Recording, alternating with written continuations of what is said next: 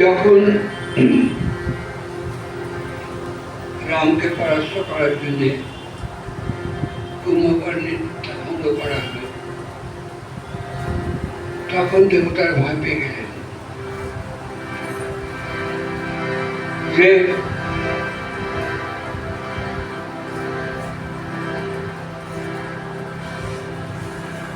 অশুভ শক্তির জয় হয়ে যাবে, শুভ শক্তি পরাজয়।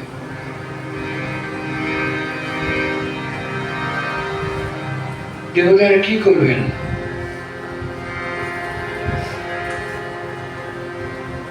তারা ব্রহ্মাজির কাছে গেলেন।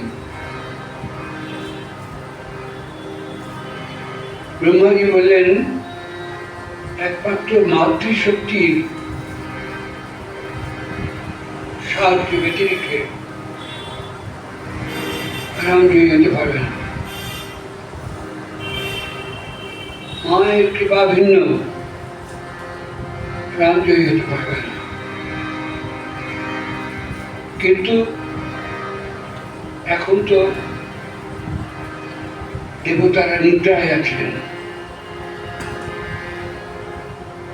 আমাদের মানুষের যেমন 12 ঘন্টা দিন, 12 ঘন্টা রাত্রি, তেমনি দেবতাদের 6 মাস দিন, 6 মাস রাত্রি।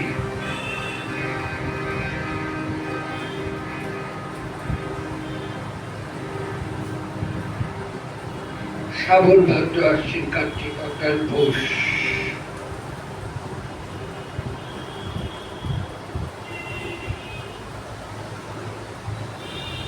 এই 6 মাস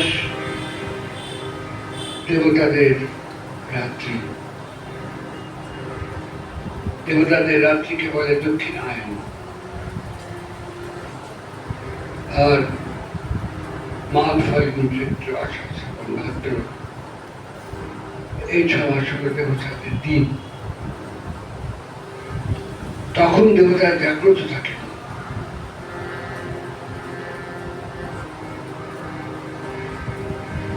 রাজা সুরথ এবং সমাধি মহিষ্য তারা উত্তরায়ণে, দেবতাদের যখন দিন, উত্তরায়ণে মাতৃপূজা করেছিল। সেই পূজায় জগতে প্রচলিত।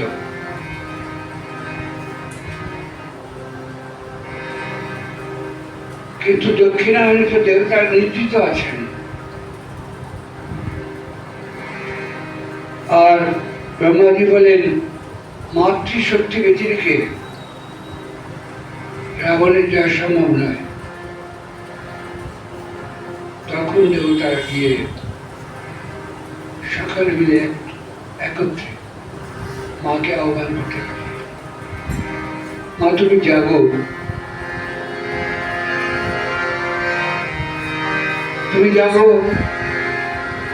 তুমি অশুভ শক্তির পরাজয় করো, রামকে জয়ী করো।